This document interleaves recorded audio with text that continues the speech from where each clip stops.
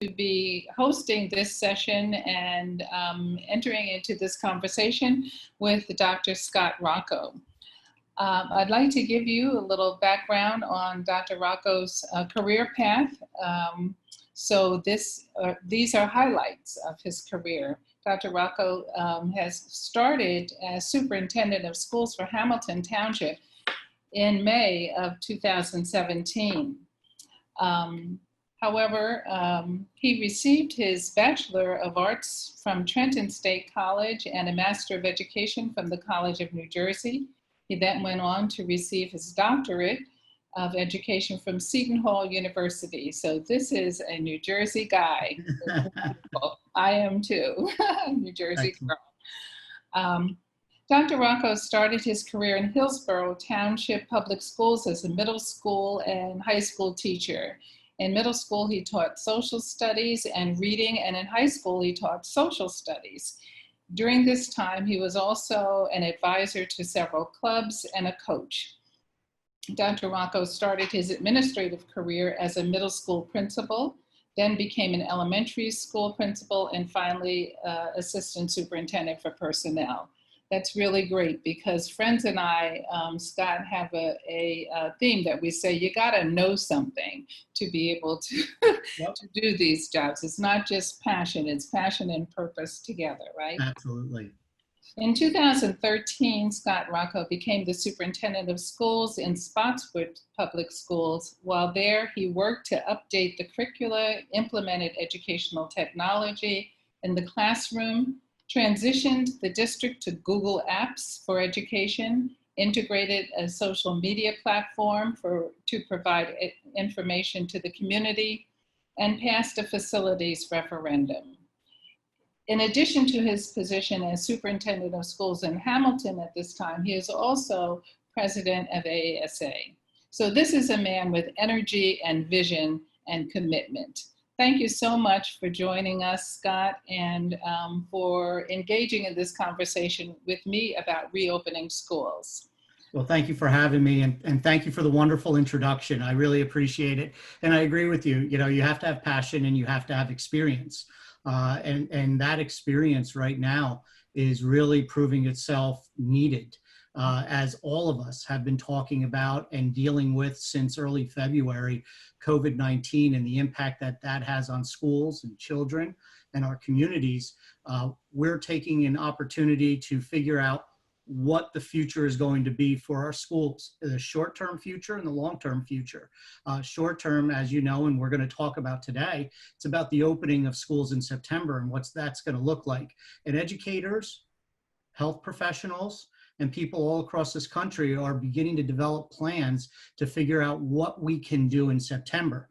But at the same time, one of the things that I'm talking about and a lot of my colleagues are talking about is out of this very difficult situation, out of this pandemic, has to come some good, and some good in education. And how do we modernize our K-12 educational environment for our students? How do we bring our educational system forward so that our students, when they graduate from our schools, are ready for the quote unquote real world? And one of the knocks, and you know this, Dr. Lattimer, one of the knocks on education is people have always said, you know, we don't operate in the real world. Well, tell that to the mom and dad since March that are working from home on a laptop in their kitchen, and to the left or the right of them is their child on a laptop doing school. That's about as real as we get right now. So how do we take some of that we are learning as we go, and how do we advance schools moving forward? So a short-term and a long-term objective here. The short-term is majority of what we want to talk about today, but at the same time, we need to start planning for the long-term. How do we modernize? How do we get better? And I know that a lot of my colleagues want to have those conversations too. In bad, we have to also have positive opportunity. And I hope that we'll be able to do that after we figure out how to open our schools in September. So thank you for the opportunity. Thank you for the time to speak with you today. Oh, it's our pleasure, and we're relying on you to give us lots of insight. So I want to start with a yin-yang question, two sides of the same.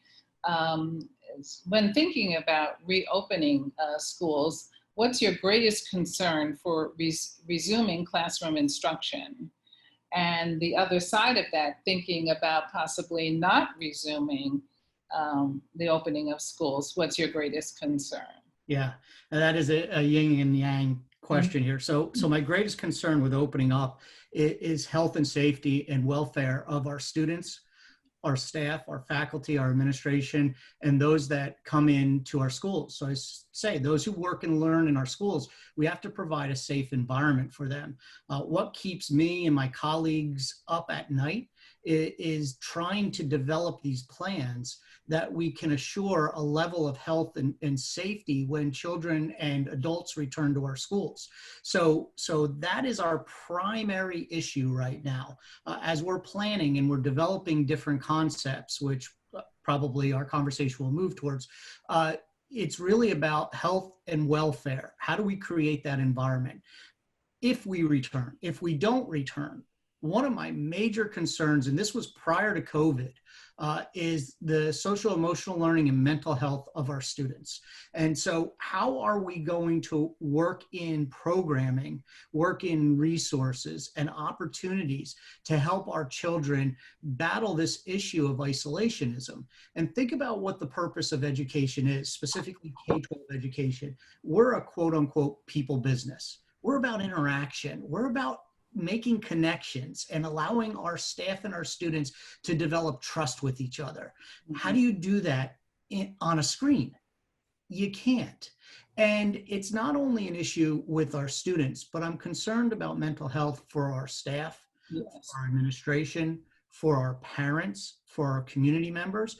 Prior to COVID, the budget that I proposed and was approved by our Board of Education included 2 brand new positions. Those positions were going to be mental health positions that were going to work in our district to help our students and give our teachers and administrators the skills to work with children that were struggling with mental health and behavior issues.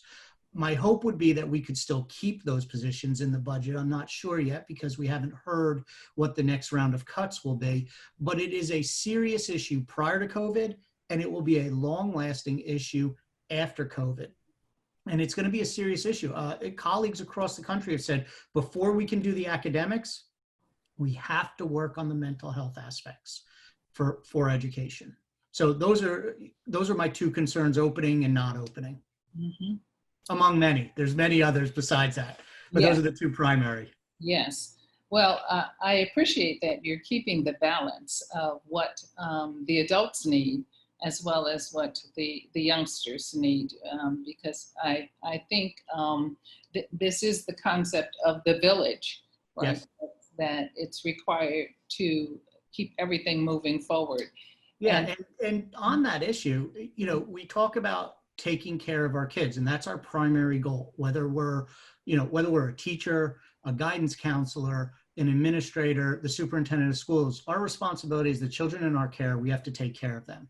But what we also need to begin to look at is we need to look at taking care of ourselves so that we can take care of our children, right? You can't do one without doing the other. And many of our teachers and many of our administrators have done an awesome job of taking care of our children without considering their own mental health issues. Mm-hmm. And just kind of as an aside, I want to give a shout out to all teachers, all principals, all administrators, all our people in education, certified staff and non-certified staff, secretaries and custodians, because from March until the closing of school, everyone did an amazing job, really pulled together across our state and did an amazing job. And if I can, and if you don't mind, I would like to give a shout out to my Hamilton Township School District colleagues, our employees across the district, because they came together. They did what needed to be done for our students. We did a lot of positive. We learned a lot, struggled a little bit, but I want to give them a shout out because they did an amazing job. Mm-hmm. Well, I join you in applauding Hamilton Township and also all of our colleagues statewide, because it has been very impressive. I mentioned to you in a little conversation earlier that I have more than about 52 years actively in the profession, pre-K through 12 primarily.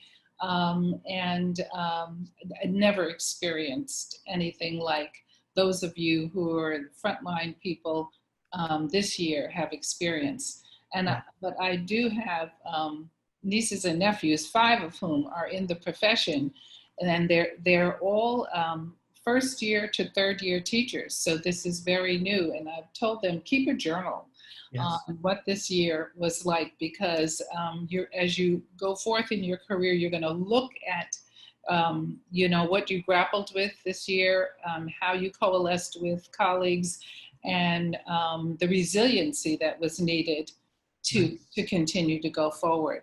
So yes, we definitely need to applaud our colleagues. Wonderful. Yeah. Yes, absolutely. What were some of the surprises that you would say came to you, to your Board of Education, as you went through this period that will factor into decision making for reopening? What did you learn about your community? And even as president of ASA, what were some of the new learning that, superintendents and other colleagues and leadership board members are talking about that you're going to store away, or that's on the list of things to remind you of how you might consider reopening? Sure. So I'll start from the superintendent and ASA perspective. The course load for becoming a certified administrator for many people that have gone through this, and this involves no school safety emergency management training, right?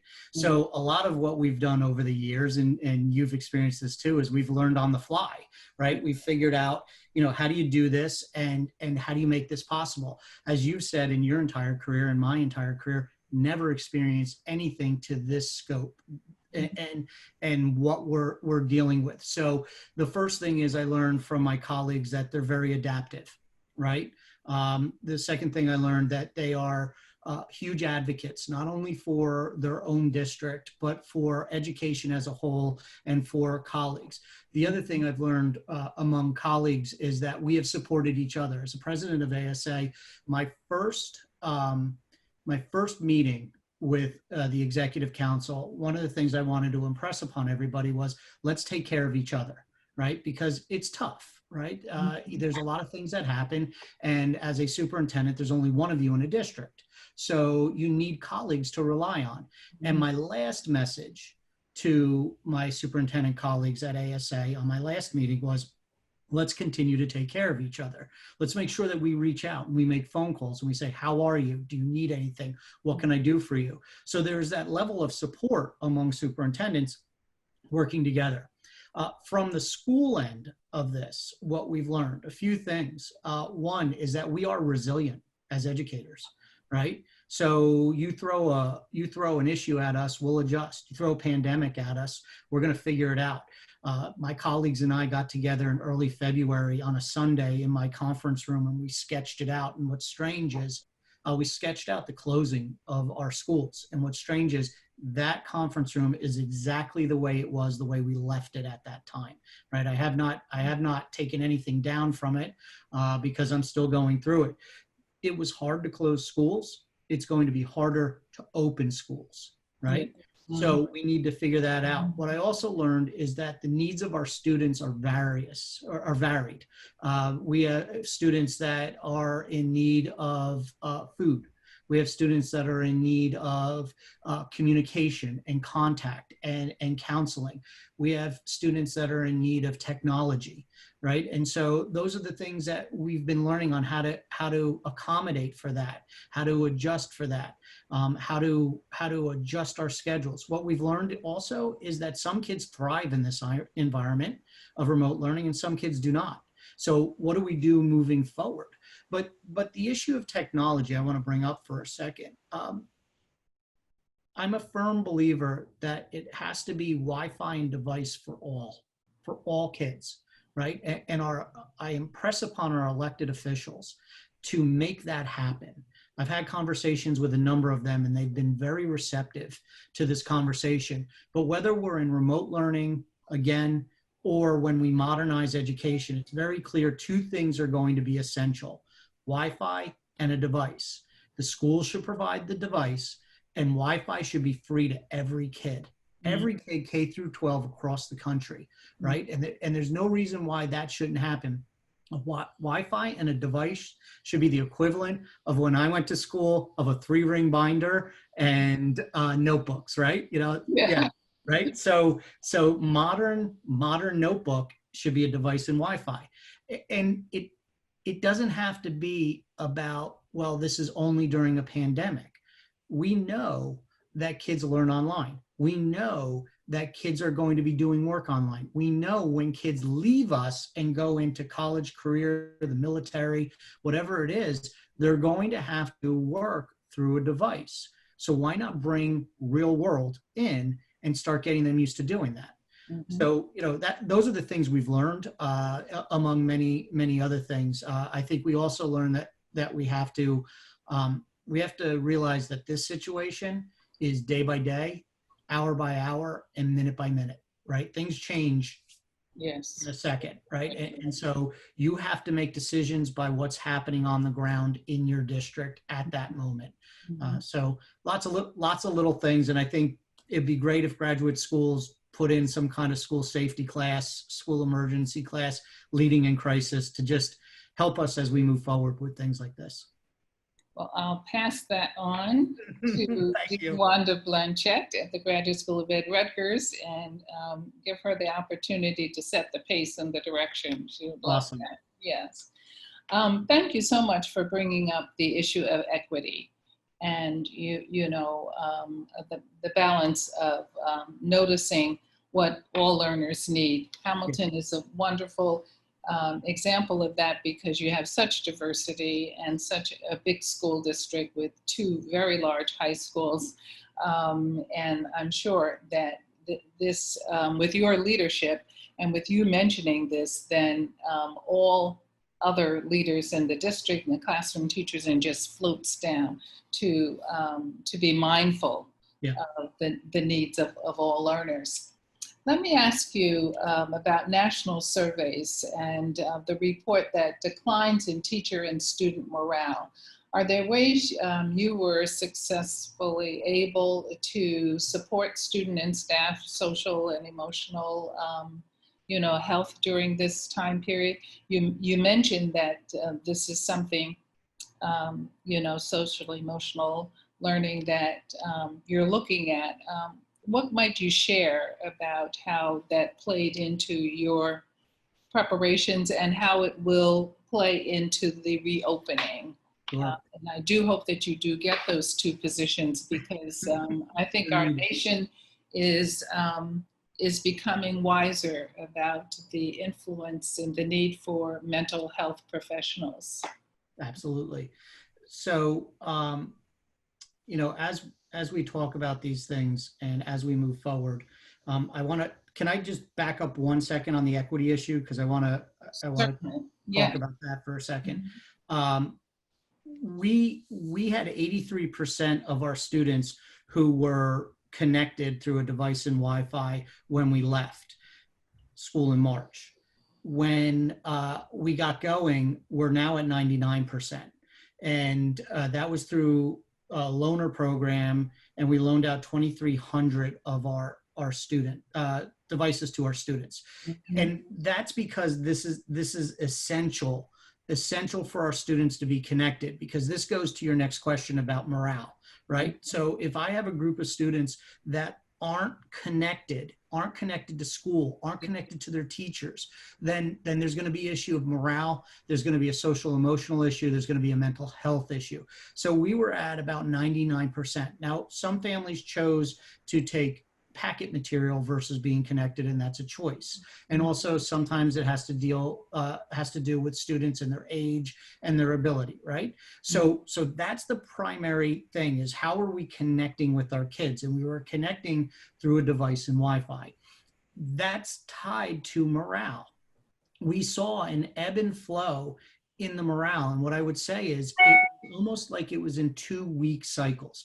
The first 2 weeks when we were told that we would be on remote learning from the state, most of us thought 2 weeks, 3 weeks, maybe 4 weeks at the extreme, right? We're all like, I can do 2 weeks, right? Yes. Right? 2 weeks came, and it was extended. And so the morale began to go down. Every day at the very beginning of remote learning, every day, 5 days a week, I would send a community update and I would send a staff update. And I kept people informed. It was 2 pages, 3 pages, 5 pages, lots of stuff that was going on. And also included information about social emotional health. I always asked my staff from March through June to be in contact with their students, reach out, guidance counselors, teachers, CST members, principals. If there was a problem, if a child didn't show up anymore, let's figure out why they're not showing up. You know, is there frustration? Is there an issue? Is there a technology issue? Is there something we can help with? On the parent end, we would always end the update on all of them, except for like the last couple at the very end of the year, with some social emotional recommendations for families to work on. Right. So we were working in that realm of trying to stay in contact and trying to provide our staff and families with some resources. On top of that, what we started to do is we started to do theme weeks. And so, you know, every couple of weeks we would do a district theme week, sports day, you know, all kinds of different things, positive message, those type of things. And I got to admit, one, it was fun. We would post it through social media, right, for across our district and our multiple social media platforms. So we enjoyed that. But the interesting thing was, as much as I enjoyed participating in it, actually from my household, the big star was my dog. And so I would include my dog in a lot of the texts, in a lot of the posts, because he's a cute dog. And, you know, we were trying to show a personal side to ourselves, right? And so I'm a person that loves animals, right? And so I wanted to show people, you know, a little bit of who I am. So when we had a positive message day, my dog had a little message on him, and I dressed him up in a Yankees jersey or Giants jersey, or, you know, whatever the theme was for the day. But then what was happening is you started to see staff do it, and you started to see students do it. But our staff and our students took it to a whole new level on their own. They started making little videos. And a lot of our faculty made videos to the students about how they missed them, how they wanted to see them again, to hang in there. You're doing great. There were phone calls that were made to kids, just, hey, we miss you type of thing. And then you saw the students starting to make those videos too about how much they missed their teachers and giving positive messages. But we ebbed and flowed throughout the 4 months. And I really do think it was like a 2-week on, 2-week off. And it was tough. It was tough for kids, because I think once everybody realized we weren't going back, that became a challenge. And what really got hard for my teachers, and I heard from a number of them and my principals, was when we opened up the buildings for our teachers to clean out the rooms at the end of May, beginning of June. And it was like they were a time capsule from March. Right. And so you go in there and it was locked in time. And so that was tough for them. And I understood that, because when the first time I went back to my office, everything was from March. Everything in my office was from March. And so that causes that ebb and flow. What we learned from that is we have to continue to work to engage our students, our faculty, and our community as a whole. If we can get our community involved in a number of things, I think that brings people together. Our strategic plan is working on, and we just approved it in February. It launches next month. Our 5-year goal is one Hamilton, right? To work together as a diverse community to become one community. And I do see very positive aspects of that, because people did pull together during this 4-month time period. Well, you said a lot there that's very rich for people to contemplate. I want to commend you on one of the things you said initially in this passage, and that's about using data, you know, to inform what you looked like in the beginning in terms of who was dressed for success with their devices and the Wi-Fi, or if you needed to find hotspots to help, you know, learners. And then what you looked like tracking your data to see how many more students and families were ready to learn in this manner, this online dependency. I also want to compliment you on the idea of a communication tree to Yeah. keep, all levels of your community connected, and how that built up this sense of well-being. Because you're right, we all thought, oh, well, this is a short-term thing. And then it became, do you think we're really never going back? Or do you think this is the end of the school year as we know it? I think that was one of the biggest surprises, was that, we actually stopped and pulled down a certain curtain for the 2019-2020 school year in March, and then it became a different ending and curtain that required different resiliency and insight. So you're giving us very rich content of how you addressed it. I must say that the TV commercial that has the 30-second or the 50-second calm Yes. always makes me smile, because I said, now you see, that's an education concept and they don't even know it. 30, you're right, the 30, Yep. 30-second wait time, pose a question, and to realize how long that is. But somewhere, some gurus in social media made a decision to air that frequently, because somebody helped them to understand the rich concept of that quietness for just that amount of time. Did you ever think that we would be so reliant on social media as a way to make the connective tissue? As you said, I think this idea of the theme weeks, but also showing youngsters, particularly the human side of their teachers. And I have heard a fair number of stories about the joy that brought, especially to young people when they entered into their time period for their online learning each day, when there was something to look forward to that gave them a glimpse into who Dr. Rocco really is. He has a dog and he wears different outfits, right? Yeah. Right. Yeah.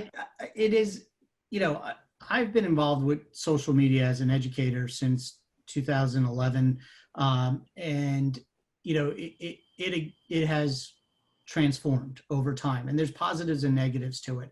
I would say there were a number of positives through connection with community members, with students, with staff, where they could see things that opened up their eyes to positive aspects of their teachers and their principals and their superintendents, right?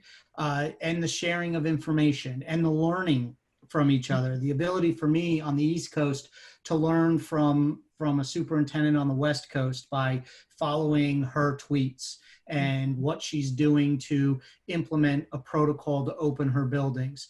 And in the Midwest, one of our superintendents who's a month ahead of where New Jersey is when it comes to opening school, because they open in August, right? So it's been beneficial that way to get information and share information. As we all know, there's also a negative side to it, and there are also problems with it. But if we take it from a purely educational end of sharing, connecting, and learning, there was a lot of positive that came out during this time. And I think people found some value in it and the ability to be able to gather their information. But what I learned also is and I've talked often about this with people, is we need to give our information to our community based on a generational approach. So generations want their information differently. So where, my generation is more of like a Facebook or a Twitter, the generation of younger teachers and students are more of like an Instagram, right? Things like that. And then there's a generation that wants print information. So we need to make sure that we are using our website It is not obsolete. We are using our social media feeds. We are using our robocall systems, and we need to make sure that we are putting material when available into the newspapers, because those are the areas in which people are going to get their information, and you're trying to be as consistent as possible. With my newsletters that would go out to the staff, they went out by email because everybody knew to get them. Early on, we would send a robocall out to parents and say, it's now available on the website. And at one point, I got feedback. I got feedback from some parents that said, hey, we're getting hundreds of robocalls. Do we need a robocall because we know this is coming out every day? So eventually I adapted, and I put in the update to the community that by 5 p.m. on the days that they were going to be published, because it went down to Monday, Wednesday, Friday, you can expect it on the website. So we were also respectful of community comment about how they were getting their information. So social media has played a role, but there is a role for all different methods of getting information out. And we have to understand that our community is multi-generational. So we can't rely on one aspect, right? That's right. And it's not hard to do. Once you get into a rhythm of doing that, you can absolutely get that message out across multiple platforms. Well, I hope you're keeping a good journal, because you have lots of good tips to share. We have a question here that I'd like to have you think about. It's from Jennifer Jones. Hello, Jennifer. Nice. Great to see you too. I haven't seen you in a while. And the question is, aside to the logistics of remote teaching and learning, how can or should curricula be reimagined? For example, OER versus online textbooks. How should assessment be reimagined? Tests versus PBL and portfolios. Yeah. Well, hey. Project-based learning and right. So one of the things that we need to look at is how are students learning, and how do we assess that they're learning, right? So with the cancellation of standardized testing and the adjustment of SATs and ACTs, and colleges not requiring them for acceptance now, we need to look at new ways of assessing students. So, the combination of some type of formative assessment and some type of portfolio assessment, or some way to show students are demonstrating their knowledge, is going to be essential as we move forward, as we modernize our curricula. So, it's not just modernizing instruction and figuring out what should and shouldn't happen in person anymore and what should or shouldn't happen online, but it's also modernizing the way we teach, what we teach, the materials we use, and how we assess our students. And so this concept of one size fits all, which many of us as educators have always said, doesn't work, right? The assessment of one size fits all, one test, one concept, doesn't work. We've proved that multiple times, right? So we need to be a little more flexible in our assessments to understand what our students are learning, what they've mastered, and what they need to work on. And so maybe our instruction becomes a little more fluid, in the sense of, instead of going from point A to point B to point C with our teaching, we start at point A, work towards point B, and our kids work their way through to C as they go along, and different resources are needed for different students. We see that, though, in instruction in a number of our ELA classes and math classes across all classrooms across the country, when we get small group work, individual work, project-based work. But now, how do we translate that into a new environment, into a hybrid educational environment, into an environment where some kids will take some classes online? So it's really going to result in some forward thinking, some creative thinking. And honestly, my hope is, as we make this transition, that thinking comes from educators, that our educators, we are brought to the table to have these conversations, so that when this is rolled out, when these concepts are developed, it's practical. It's real world. It's not, hey, listen, let's create this assessment for all kids to take, and then we're going to judge them on that. No, that's not it. Everybody doesn't become become a doctor. Everybody doesn't become a lawyer. We need people of all different positions across our country to keep us moving. And so that means that things have to be a little more flexible. So I don't know if I actually answered that question. I hope I did. But it's something I'm passionate about. It really is. As we move forward, we can't be set in one aspect of assessment and instruction. There's got to be more flexibility, more fluid movement on these things. Yeah. I heard within your answer there, value for something that I definitely put the highest value on, and that is professional learning. So when we talk about educators having time to be creative and to be problem solvers, and really to be the creators of new paths and, as you said, modernizing education. What does professional learning look like in Hamilton School District? So I like to use a term called professional educator, right? We are professional educators, right? Classroom teachers, building administrators, central office administrators. We are professionals, and we educate children. So with that comes the need to also do extensive professional development. We want to be able to meet our students' needs as they adjust in subject areas, in grade levels, by ability. So that means that you have to take your professional learning seriously. You don't want to go to a cardiologist who graduated from med school in the 1970s and is still doing heart surgery like the 1970s, right? There's been a lot of modernization that has happened in our educational realm. We want to modernize. So what does PD look like for us? Number one, it's a combination of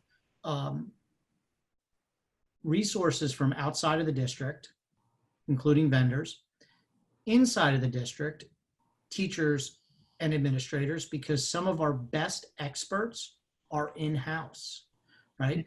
It is online. So we've done a lot of online professional development. It's in person. It's sitting and doing through a device, and it is communication through book club and activities like that. It's looking to advance your skills as a teacher in this area, or to have an in-depth dialogue about a tough topic that you are going to have to address in the classroom with students.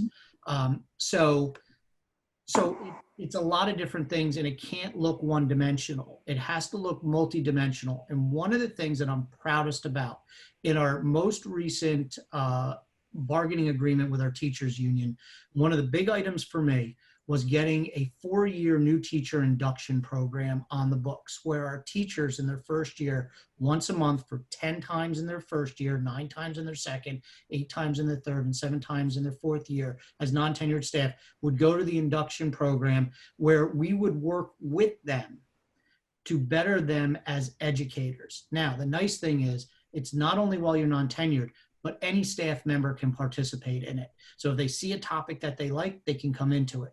My philosophy on professional development and professional success as a professional educator is 50% of your success is your responsibility as an educator.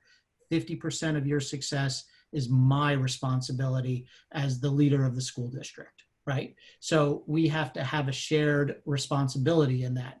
So we take that seriously. We listen to our teachers. We have a teacher leadership program. We have a lot of teachers that are interested in teacher leadership. So we have a teacher leadership program that they're being trained as teacher leaders.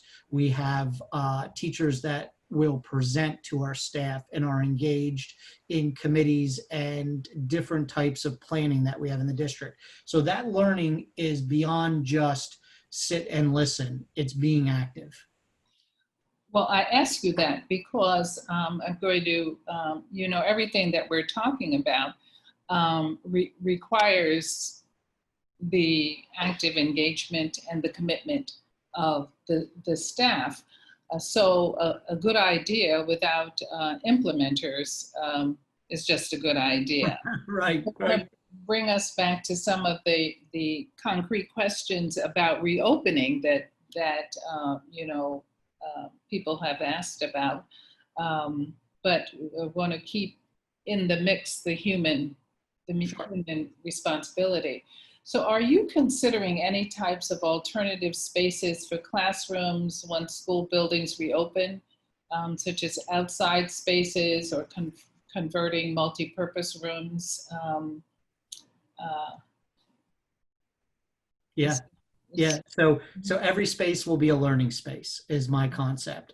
I'm a little leery of outside spaces for a couple of reasons. We start in September, it's hot, right? So what is that space going to look like? You get some nice weather in October and maybe into November, and then after that, it's really not usable. And I would be concerned also about using it if a storm came in or something like that. So I have to be careful about outside spaces. But libraries, multi-purpose rooms, gyms, cafeterias, those are all open for learning spaces. Now, one of the struggles that we have in Hamilton Township, where it is very similar to other districts with older buildings, I have 24 buildings, 17 elementary, 3 middle schools, 3 high schools, and an alternative school. Most of those buildings are 50 years or older, and the average age is about 76, 77 years old, with 6 buildings over 100 years old, right? Wow. So those spaces are not designed, and nobody's spaces, even if you've got a building that's a year old, none of those spaces have been designed for what some of the recommendations are for opening schools back up. We don't have the square footage. We don't have the open hallways. We don't have the space in the stairwells to do that. So now we have to be creative on how we're going to do these things, like one-way stairwells up, one-way stairwell down, except in an emergency. Then at that point, get out, right? Because you have to be safety first. But every open space in the building is going to have to be a learning space as long as it can be, right? So we're not talking about using closets, those type of things, right? But we're talking about open spaces where we could use those. So the ability I was a high school teacher, as you had mentioned, right? So the nice thing was when you were on a prep, sometimes your prep aligned with your room not being used, right? So you could prep in your room if you wanted to, or you went to the faculty room, right? Those spaces won't be available because we'll have to use them to lower class sizes, right? And that's the way we're going to have to start looking at things. We just don't have the square footage, not just Hamilton, everybody across New Jersey. Yeah. Well, I think that's something that's anticipated, but I think people wanted to hear about it. Sorry to break the news. Yes. How did you provide services for students with special needs? That's another question that's come in from Adrian Brown. Yeah, that has been a struggle for all school districts, right? So students have, some students have speech services, OT services, PT services, and early on, the state was not allowing those to be done by teleservice, almost like, we do the telemed now. But the state did allow that. So then we started to implement those services. But some of those services are going to have to be worked on as we move forward with our students. We had child study team members reaching out to families and students. We had the teachers reaching out to families and students. I know that some of my special needs staff would reach out individually to kids to see how they were doing. As we moved on, we learned, we adapted, we became better at it. But that is going to be a serious item for us as we move forward to make sure that we're addressing appropriately. Most districts, if not every district in New Jersey, will be doing extended school year remotely this year. But I know a lot of districts are going to do the evaluations in person, right? So if you have to have a re-eval or a new evaluation done, and so we're setting up to make sure that we have social distancing and screens and all kinds of other things. So we'll be able to do that in person, but a lot of this is going to have to adapt to this method of services as much as we can. Mhm. Will you be doing any of those revals, at the parent conferences virtually? Yeah, Also, yes. Yeah. yeah, yeah. So let me ask you this. Are you considering alternative schedules for schools when you reopen? And at what grade levels do you think it'll be most successful? Right. So let's start grade levels first. I think Mhm. all of us that are in education understand that younger children really need to be in school, right?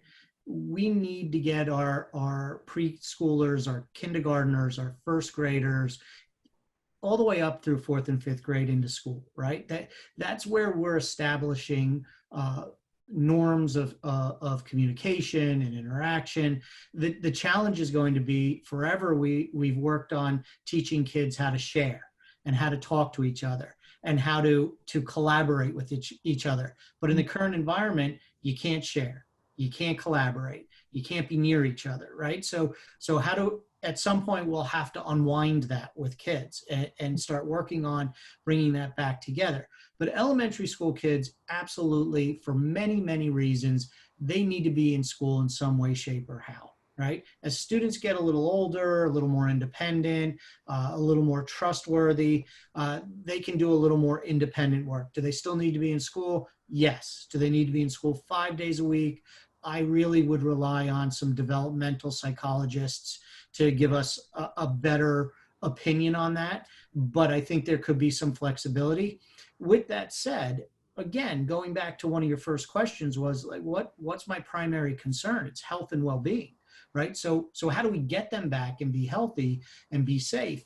We are looking at alternative schedules. There's options, right? So I'm throwing options out there, not saying one or the other is better than another, but things that my colleagues, myself, my district, we're all looking at. There's the concept of a half-day schedule. So students would come in half-day AM, another group would come in half-day PM. There's an A-B schedule. Half the school is on an A schedule on one day, a B schedule on another day. And then you can work cycle schedules. So you can do a 2-day, a 3-day, a 4-day, a 5-day, a 6-day cycle. So if you go a 6-day cycle, you divide the year into sixths, or the whole school year, 180 days into six. So 30 days, each group would be in school. So every day is a different kid, 1 through 6, then you repeat it again. Those are some example models of things that we're talking about that might be able to allow us to lower the density of student population in the building every day, abide by social distancing rules, allow for better movement in the buildings and use of the facilities internally. But again, there's a lot of unanswered questions that are really not helping with us planning. So for example, the 6-foot rule. There's talk now that the 6-foot rule is maybe a 3-foot rule if everybody has a mask on. Is that true? Isn't that true? I don't know, right? But as far as I know right now, the only thing that I've seen in writing from health organizations is 6 foot with masks on, right? Will we have masks on? Yeah, I think we will. I think we need to require that. But what about very little kids? How do you do speech, right, with a mask on? And there are variations where it's a clear piece in front of you, right? Mhm. You know, those are all these different things within the scheduling, split schedule, full schedule, that we have to start considering. And in all honesty, talking to people, there's no right or wrong in these decisions, because we are going on information that we are receiving every day. And so it's not going to be easy for families. It's not going to be easy for teachers. It's not easy for school districts, right? We have a group of kids that graduated both at the high school level and at the college level that didn't get an opportunity to be together for the better part of 3 months. And so they'll have something to talk about in the future, but it's also something that they will struggle with the rest of their lives, right? So that has an impact on them. What impact does it have on how we bring kids in? You know, based on everybody comes in, some of you come in, you only come in 1 day a week. That's all going to play into this system. And we're going to have to figure out what schedule works for the health and safety first, education second, and then, obviously taking into account the needs of our community, and we can't forget that. And all three of those are very important.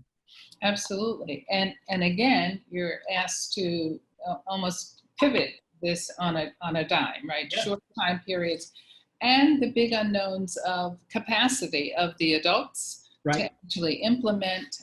It sounds very complicated, and I'm very happy that, that I'm not having to do it. But I tip my hat to you because I hear the energy and the commitment, from you, and I'm sure that you have a cadre of colleagues who, you're constantly this is your constant conversation right now. Every day, Yep. constantly. Yeah. I know that we have a number of questions here, but I want to give you a chance. You wanted to really talk about this issue of learning loss Yeah. for schools and students. So let me give you an opportunity. We're within our last 5 minutes or so to say something about learning loss for students and your thoughts about that. And I'm going to peek at these questions to see if there's anything we need to include.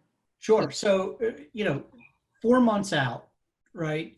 The easy argument is to say that some, many, or all of our students are 4 months behind. I would argue that it's probably more than that. And I've read some articles that said it could be as much as 7 months behind where they normally would be after finishing a school year, right? So this is definitely something we're going to have to work on. As I said before, we start with the mental health aspect. We continue to work on that. That's not a start. Oh, we fix something, we're done and move on. No, that's a constant effort to make sure our students and our staff are okay.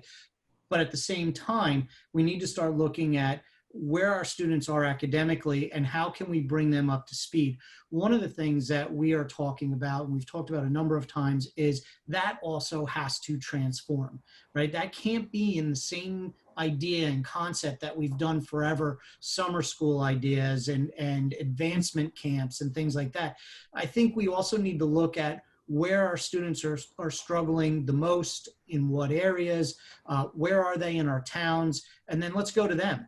Is there a park in the area? And let's set that up and let's have some fun opportunities to work with kids. Let's start creating environments outside of the brick and mortar where our students can begin to catch up, but it isn't necessarily all feeling like school all the time, right? If we want kids to learn and we want kids to advance and take interest in their learning, you can't just give them more school and say, well, just keep doing this. We have to make it more interesting, more engaging. We've got to go meet them where they're at. And, these are things that can't happen today. They can't happen in September. We're really going to have to wait until we get past this. We get either a treatment or a vaccine for COVID so that we can wholeheartedly work with our students. But at the same time, we do have to provide some type of activity beyond the normal instruction that's going to work on loss. Different activities, different learning, different engagement. Make it interesting. Find ways to connect with kids that they're feeling like they're enjoying what they're doing, so they don't think it's just school. And I know that sounds like, okay, great concept. How do you make that happen? But we have to figure that out. And I think part of that is when we're able to really interact in the community with no restrictions, we need to go to the students. We need to be different in the way we approach education. And that really ties in with like the first thing that I said about modernizing the way we teach and what we do and how we connect with our kids and our teachers. Mm-hmm. Thank you. Let me ask you also, we probably have room for two more questions. One is, how did you handle staff supervision in the last few months? And was there anything that you did that informs how you will proceed in the fall? We worked directly with our supervisors and with our building principals we would send out to the staff and our leadership teams the expectations of instruction. So the first 6 weeks, we did it one way. We learned and we adapted the last about 7 weeks of school. And what we did is we set a level of expectation. You know, at one point, you're going to have to either run a live session or videotape yourself. You're going to have to use Google Classroom. You're going to have to use Google Meet. We transitioned from Zoom to Meet because of security issues. And so what we began to do is you can't observe somebody online. That's very hard to do, right? Or at least right now, we haven't figured out how to do that. What we started to look at were the analytics associated with it. How much is being used through Google Apps for Education? How often is Google Meet being used? How often is Google Classroom being used? How many documents are being uploaded across the district? Not a specific person, but across the district. And we were looking to find patterns, and that also drove our professional development, right? So, you know, if we're seeing that people are struggling, they should be using an app and they're not using it. Let's offer some professional development associated with that. So you can't observe a teacher online. At least last year, it wasn't fair. It wasn't fair to go in and go, I'm going to do an observation. And the state said that that's not going to happen last year. Moving forward, we will be establishing protocols and procedures, and there would be an ability to drop in and see our teachers working. But again, I want our teachers, not only in Hamilton, but across the state, to understand we're in this together. We're working together to make this environment the best possible for our students, our staff, and our community. So we're going to have to make some adjustments, but a lot of it was analytics, looking at what's happening and working with teachers about what they needed to be successful. Thank you.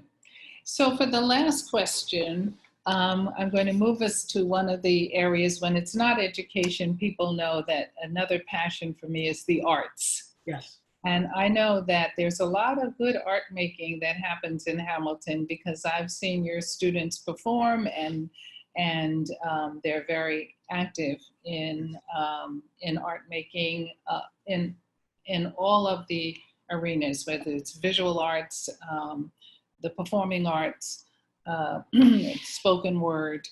So arts integration, how do you imagine that, and this is also a new emphasis, thank God, from the State Board of Education. New Jersey has this wonderful distinction of being the first state in the nation to be able to say that all of our school districts have integrated the arts, and there's new attention on this. How have you found that the arts have uplifted the quality of learning and the spirit for youngsters and adults in the Hamilton community, and particularly in these last 4 months? Was there anything that was particularly helpful? And I thank you for mentioning the arts with Hamilton. We have a great history of performing arts and visual arts and music and marching band and competitions. And I thought it was sad that our students who were getting ready for our musicals this year, of our 6 buildings, one got to complete all of their sessions and one had 1 session. So that really meant that 4 of our other buildings did not get to perform. But over that time of 4 months, we saw our students singing online, playing their musical instruments online. Yeah. And we had a virtual art fair. So we have an art show every year, and we put that out to our community in my update and on the website. So we had our annual show, but it was virtually, and our students are very talented. It's absolutely amazing how talented they are. So we were able to continue some of the work that we do with our artists by doing some things online and having the art show online. I think adapting to that is we need to now figure out a way to bring groups of our students together, specifically our jazz bands and our marching bands, and even our performance art with our musicals, and figuring out how we can do work here so that when we go back, we're not behind and students don't feel like they were left out, because the arts are a key piece to education. You know, students come to school for many different reasons, and many students will come to school because of an art class, a music class, maybe debate. Some Mhm. kids come for other extracurricular. So we have to make sure that in some way, shape, or how we're moving forward, and it's not forgotten. And it's not forgotten in the virtual environment where people say, okay, we're back, let's start art again. No, no, no, no. Let's figure out how to do this and do this right for our children. It's one of the many things that we need to be more creative with. Mhm. Well, I thank you very much. And this has been a very rich conversation that I've enjoyed immensely. I can see why you are president of ASA. You're a man of vision and of commitment and caring, and you're a doer. So it all came through in this brief hour that we've had together. I want to thank you for being a leader in our state in education, and for your love of all children and making pathways for their success. Thank you. And best wishes to you and your whole team and every participant, from the youngest learner and all families in Hamilton, for a good year and a good start. Thank you for the opportunity. I appreciate it. Our next session, for those who are online with us, will be July 2nd, and it will be lessons from other states and countries. Kimberly Marcus will facilitate a discussion on what we can learn from the approaches of other states and countries to reopen schools. Lynn Lee, near visiting scholar, and Jia Li, near assistant research professor, will discuss their research on China's experiences with public school closing and reopening during COVID-19 pandemic. We will also examine examples from other countries and states, as I said. So it's been a good afternoon. Thank you all for joining us. Best wishes. Thank you, Dr. Rocco. Thank you. Stay tuned.